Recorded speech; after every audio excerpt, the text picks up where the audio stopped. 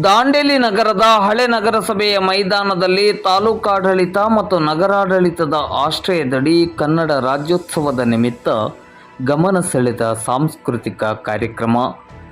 ದಾಂಡೇಲಿ ತಾಲೂಕಾಡಳಿತ ಮತ್ತು ನಗರಾಡಳಿತದ ಆಶ್ರಯದಡಿ ಕನ್ನಡ ರಾಜ್ಯೋತ್ಸವದ ನಿಮಿತ್ತ ಭಾನುವಾರ ನಗರದ ಹಳೆ ನಗರಸಭೆಯ ಮೈದಾನದಲ್ಲಿ ಸಾಂಸ್ಕೃತಿಕ ಕಾರ್ಯಕ್ರಮವನ್ನು ಹಮ್ಮಿಕೊಳ್ಳಲಾಗಿತ್ತು. ತಹಶೀಲ್ದಾರ್ ಶೈಲೇಶ್ ಪರಮಾನಂದ್, ಪೌರಾಯುಕ್ತರಾದ ಆರ್.ಎಸ್. ಪವಾರ್, ನಗರಸಭೆಯ ಸ್ಥಾಯಿ ಸಮಿತಿ ಅಧ್ಯಕ್ಷರಾದ ಅನಿಲ್ ನಾಯ್ಕರ್, ಕನ್ನಡ ಸಾಹಿತ್ಯ ಪರಿಷತ್ತಿನ ಜಿಲ್ಲಾಧ್ಯಕ್ಷರಾದ ಬಿ.ಎನ್. ವಾಸರೆ, ನಗರಸಭೆಯ ಸದಸ್ಯರು, ವಿವಿಧ ಇಲಾಖೆಗಳ ಅಧಿಕಾರಿಗಳು, ನಗರಸಭೆಯ ಅಧಿಕಾರಿಗಳು, ಸಿಬ್ಬಂದಿಗಳು ಈ ಸಂದರ್ಭದಲ್ಲಿ ಉಪಸ್ಥಿತರಿದ್ದರು. ಕಾರ್ಯಕ್ರಮದಲ್ಲಿ ನಗರದ ವಿವಿಧ ಶಾಲಾ ಕಾಲೇಜುಗಳ ವಿದ್ಯಾರ್ಥಿಗಳಿಂದ ವಿವಿಧ ಸಾಂಸ್ಕೃತಿಕ ಕಾರ್ಯಕ್ರಮಗಳು ಜರುಗಿತು. ಇದೇ ಸಂದರ್ಭದಲ್ಲಿ ಕನ್ನಡ ರಾಜ್ಯೋತ್ಸವದ ದಿನದಂದು ಗಮನ ಸೆಳೆದ ಅತ್ಯುತ್ತಮ ರೂಪಕಗಳಿಗೆ ಬಹುಮಾನವನ್ನು ನೀಡಲಾಯಿತು. ನಗರಸಭೆಯ ಅಧಿಕಾರಿ ಮೈಕಲ್ ಫೆರ್ನಾಂಡಿಸ್ ಅವರು ಸ್ವಾಗತಿಸಿದ ಕಾರ್ಯಕ್ರಮಕ್ಕೆ ಶಿಕ್ಷಕ ಸೀತಾರಾಮ್ ನಾಯ್ಕ್ ಅವರು ವಂದಿಸಿ ಕಾರ್ಯಕ್ರಮವನ್ನು ನಿರೂಪಿಸಿದರು.